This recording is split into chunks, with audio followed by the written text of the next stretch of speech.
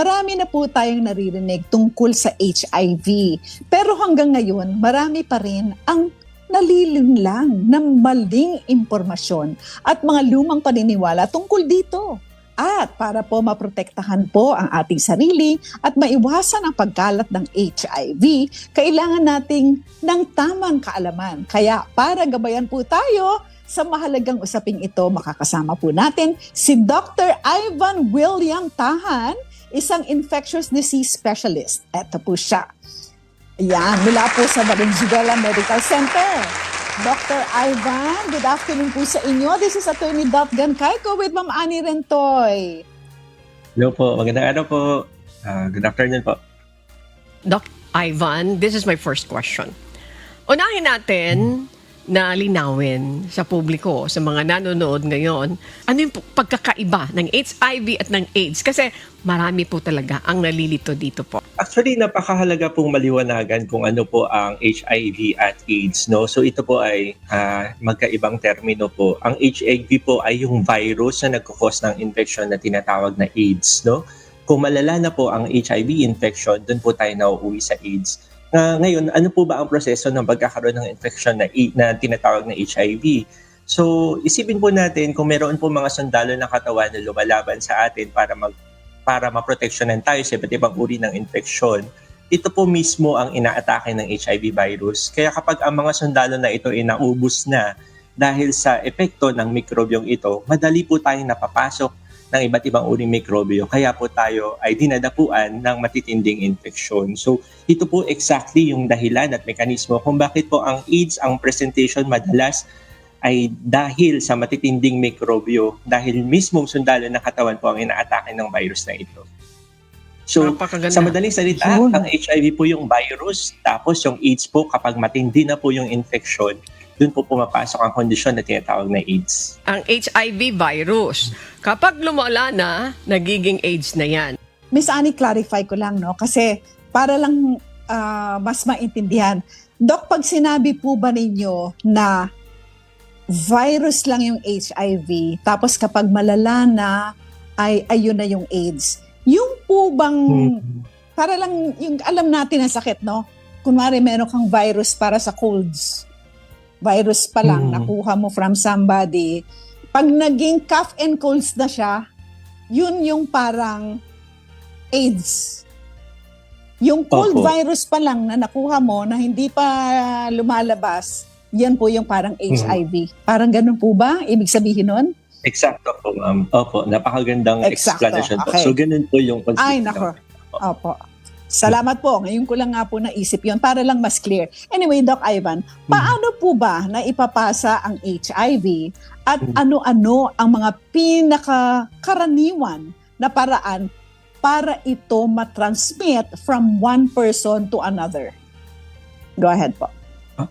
Apo. So una sa lahat, ang HIV ay isang virus na hindi madaling maipasa kasi para kung maipasa ito, ang mga mekanismo ng pag-transfer ng mikrobyo ay sa pamamagitan ng pakikipagtalik mula sa magulang kapag pinanganak po ang isang sanggol mula sa magulang na may HIV, tusok ng karayom.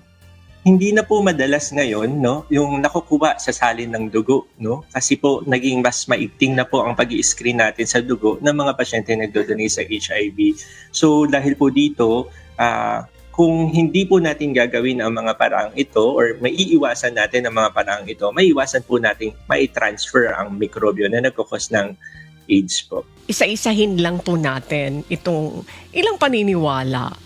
Sabihin niyo po kung totoo po bang naipapasa ang HIV sa pamamagitan ng paggamit ng iisang kubyertos. Yan. Okay.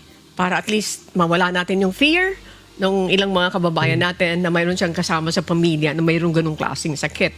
Ito po yung mga magagandang mga bagay na bigyan linaw upang mabawasan ng pangamba o takot ng mga pasyente po natin, no? Lalo na ng ating mga nanonood. Pero po, ang sagot po ay hindi po madaling maipasa ang HIV sa mga ganong paraan. So, hindi po naipapasa ang HIV sa pag-share ng pinggan, kutsara, tinidor. So, hindi kailangan ibukod. Hindi po din ito naipapasa sa pag-share sa isang baso, sa paggamit ng parehong banyo, sa paggamit ng parehong kubyertos, minsan po may mga nagtatanong, swimming pool, no? So kapag nag-share po ba ng swimming pool ang isang pasyente may HIV sa mga pasyenteng wala, maidilipat ang HIV? Ang sagot, hindi po. Ganon din po sa paggagamit ng parehong banyo, pakikipagkamay at kahit pakikipagyakap po sa mga pasyente may HIV. So hindi po ito mga paraan upang maisalin ang HIV. Pagkikipag-shake Okay. hands. Hindi po, Yeah. hindi Hindi po rin. maililipat ang HIV sa pakikipagkamayan po.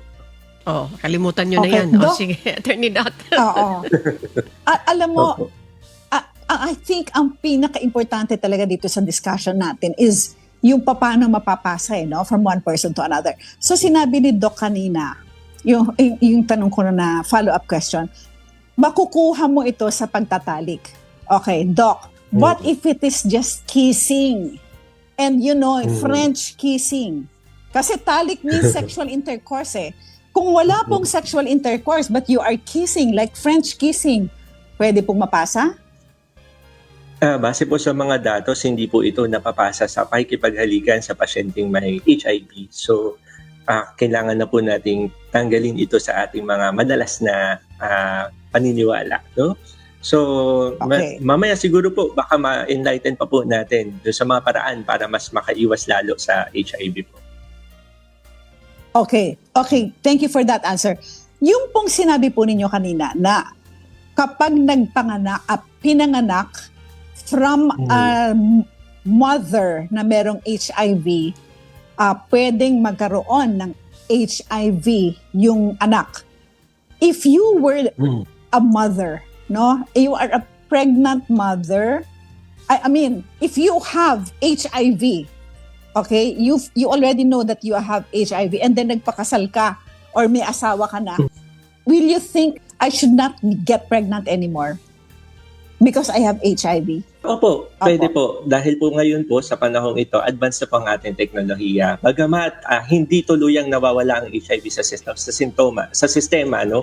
Maaari po itong makontrol. Sa tamang pag-inom ng gamot at pag-iingat, maaari po makontrol natin na sa paraang hindi na maipasa ng magulang sa kanyang anak habang nanganganak ang isang pasyenteng may HIV. So, sa ngayon po, base po sa advancement ng technology, sa mga gamot na iniinom po natin na readily available sa gobyerno, may mga paraan na tayo para hindi mahawa ang mga pasyente sa HIV.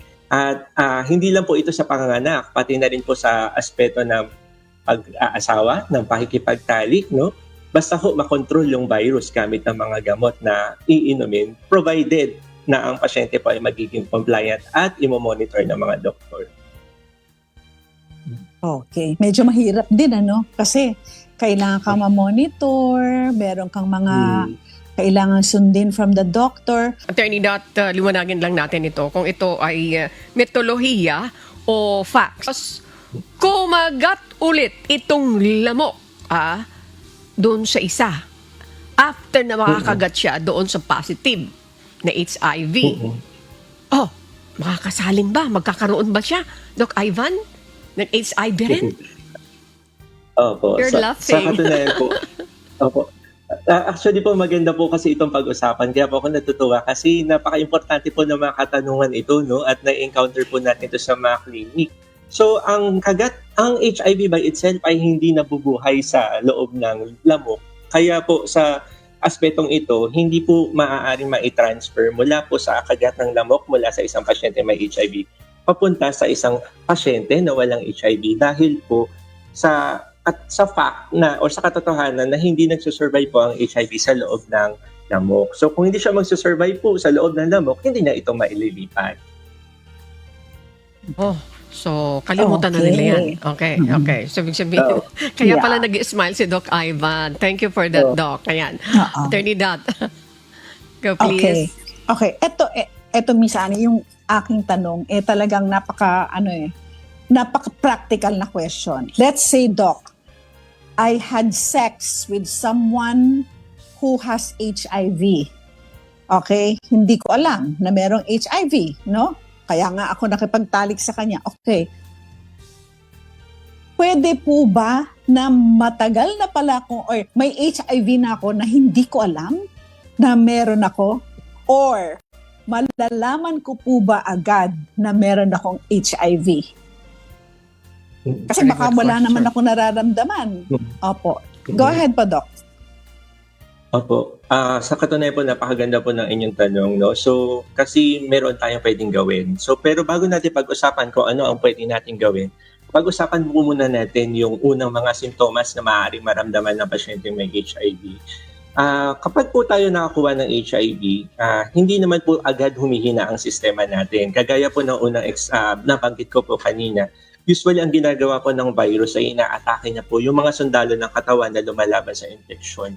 Pag dumating po ang punto na naubos na ang mga sundalo ng katawan, doon pa lang nagkakaroon ng simptomas kasi humihina na po ang sistema ng pasyente. Kadalasan, meron po tayong tinatawag na acute HIV infection. So ito po yung sintomas or yung panahon sa pasyenteng may HIV na hindi pa siya hindi pa ganun ka full-blown yung HIV. Pero ang manifestation po or pinapakita ng mga pasyente, simpleng trangkaso lamang. No? So simpleng trangkaso, naglalagnat, masakit ang ulo, masakit ang katawan, no?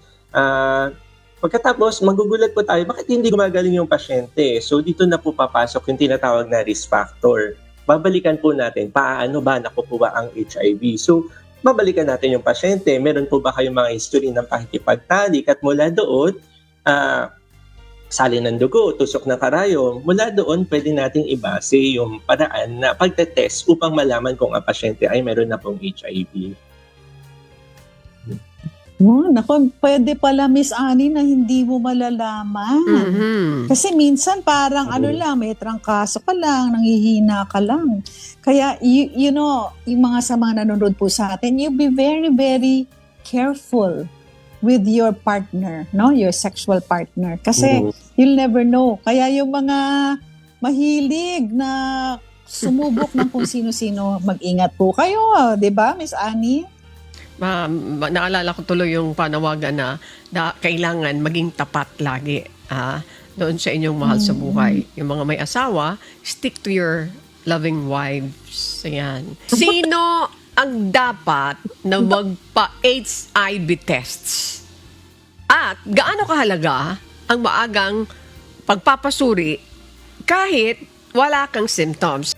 Opo. So, kung ang pasyente po ay aktibo sexually, lalo na po kung ang mga ang mga na-encounter niya ay hindi niya madalas kakilala or casual po, kung ang pakikipagtalik ay unprotected, kung may mga bagong sexual partner, pati po ang mga empleyado ng paggamutan, no, healthcare workers, no, by itself, meron po tayong indikasyon magpa-test, although it's not mandatory.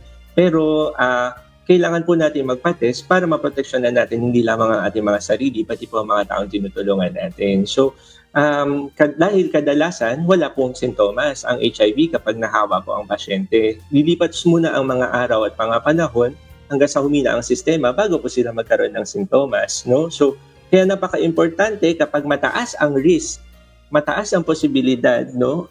Kailangan natin maging maingat at masuri habang sa lalong madaling panahon, no? Para nang sa ganun, maiwasan natin na maubos yung puti ng dugo, yung mga sundalo ng katawan, nang sa ganung paraan, hindi natin maabot yung stage na tinatawag na AIDS. Clarify ko lang yung binanggit ni Doc Ivan, magpasuri. You made mention about medical workers. Doc, Yes, clarify po. nga natin, why? Why them?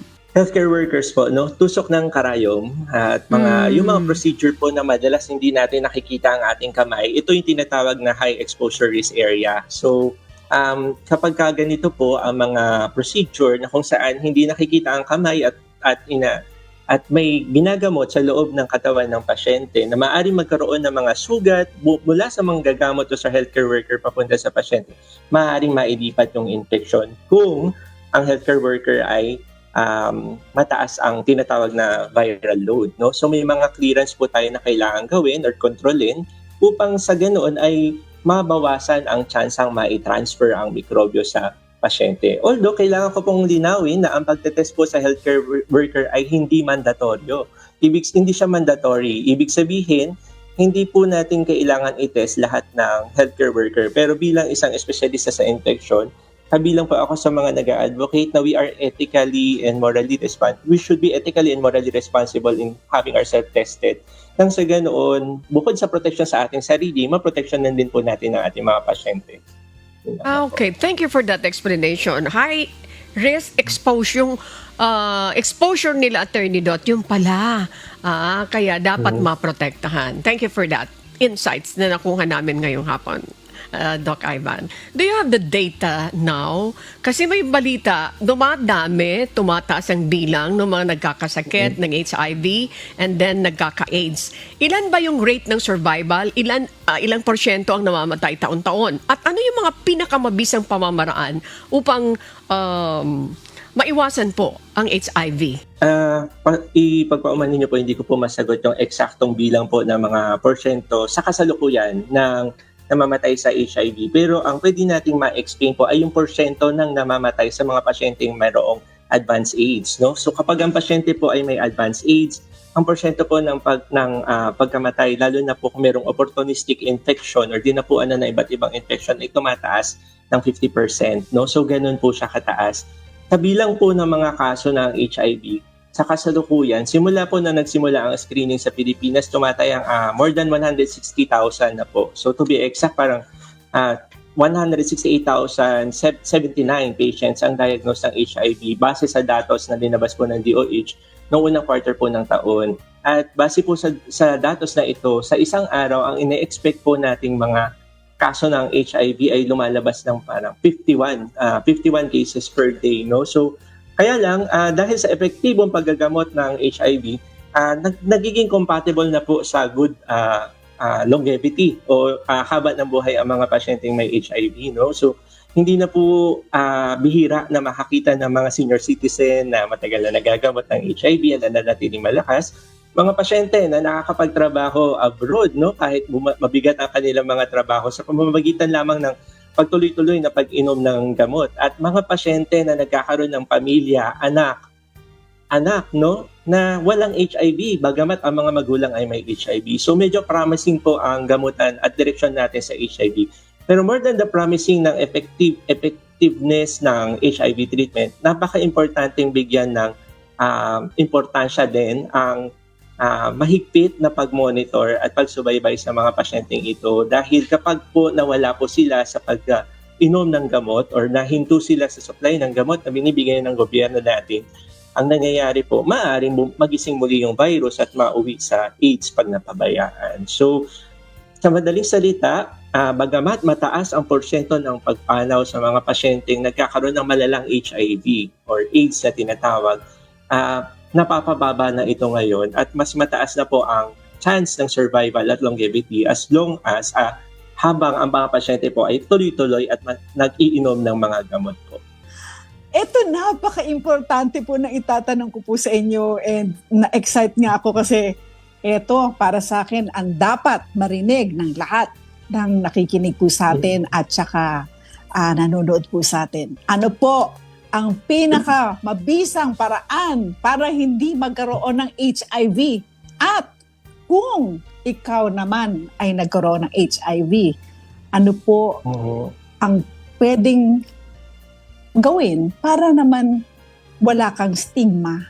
Hindi ka magkaroon ng stigma na, the one that goes with HIV. Kung ang tanong ay pinaka mabisang paraan para hindi magkaroon ng HIV, ang sagot po ay abstinence. No? Huwag po tayo makikipagtalik. Okay. Pero bahagi po ito ng buhay. No? So kung bahagi po ito ng buhay at para magpatuloy din ang buhay, kailangan natin maging maingat. So para kanina po nabanggit nyo po yung mga accidental encounter, yung mga sex sa mga hindi natin sinasadya or rape, for example. May mga paraan na po para hindi ma-transfer ang HIV. Tusok ng karayom mula sa pasyenteng hindi natin alam kung sino ang source. Kailangan nyo lang pong magpakonsulta at mabigyan ng kaampatang gamot within 72 hours. No? So meron po tayong time frame para mabigay ang gamot. Nang sa ganoon, bumaba yung chance na mahawa tayo ng HIV. At sa paraang ito, napaka-importante po din natin maging ma-educate or malaman kung ano ang mga paraan para maiwasan ito. So, kagaya po ng programang ito, napaka-epektibo po itong paraan upang maiwasan at ang ang mga myth na tinatawag po, yung mga bagay na hindi natin madali maunawaan, para malaman natin para maiwasan ang isang sakit at para malaman po natin na hindi pa po huli ang lahat, may paraan po para matulungan ng mga pasyenteng ito. Kung alam po natin ang mga sagot sa mga katanungang ito, katulad ng ginagawa po ng inyong programa, mawawala po ang stigma. Kasi makikita po natin hindi yung sakit, ang nakikita po natin yung mga tao, yung mga pasyente po na mayroong sakit. Kasama rin tayo dyan, tayong public, no? Na porket talaman natin isang tao may HIV, para na siyang may ketong o para na siyang paria na iiwasan mo na. Hindi dapat kasi as Doc Ivan explained, pwede namang maging normal pa rin ang buhay at hindi naman niya napapasa basta-basta. So, Doc, do you have any message po to everyone who's watching us and those who will watch us in the future? Kasi nire-share po namin ito. Go ahead po. So, una po sa lahat, maraming salamat po sa pagtalakay ng HIV po, no? At bagamat nananatiling meron pa ring stigma tungkol sa HIV, napaka-importante po natin malaman na may paraan po para maiwasan ito, may paraan po para makontrol ito, at lalong may paraan po para humaba ang buhay ng mga pasyente may HIV. So, kung kayo po ay nangangailangan ng tulong o nangangailangan ng gabay, maaari po kayong lumapit sa inyong mga doktor, lalo na sa mga government facilities po na libreng ino-offer po ang gamutan at minsan pati po ang pagtetest sa HIV. So kapag mataas ang risk, maaga pa lang magpa-test, no? At wala pong masama dahil po ito po ay protektado ng Privacy Act at confidentiality by HIV, RA 11666, no? So mananatiling pribado po ang mga testing, diagnosis at paggagamot sa inyo kung yun po ang inyong kinakatakot. Pero dapat mawalan at maibsan ng takot dahil ang takot po ang unang dahilan kung bakit maaring lumala ang isang kondisyon kapag ito po ay inyong binaliwala dahil sa takot. So, get tested, get screened, at be responsible. Thank you po. Tama naman, Miss Annie, no? Yung sinabi ni Doc na you get tested, get screened kasi there is a possibility na yung naka-sex po ninyo, hindi rin niya alam, and then nalaman niya, and then sinabihan ka, I'm so sorry pero I found out just today na I have HIV. Kapag sinabihan ka niyan and you had sexual intercourse, then go ahead and have yourself tested immediately. Yan po ang message ni Doc. Doc, napakaganda po ng usapan po natin. Very interesting and marami pong matutulungan yung mga nanonood po sa atin ngayon. Thank you very much po for your time and for sharing with us your knowledge on HIV. Maraming salamat po, Dr. Ivan William Kahan, Infectious Disease Specialist of our partner hospital, the Valenzuela Medical Center. Maraming salamat po, Doc. If you liked or learned from this video, please click subscribe.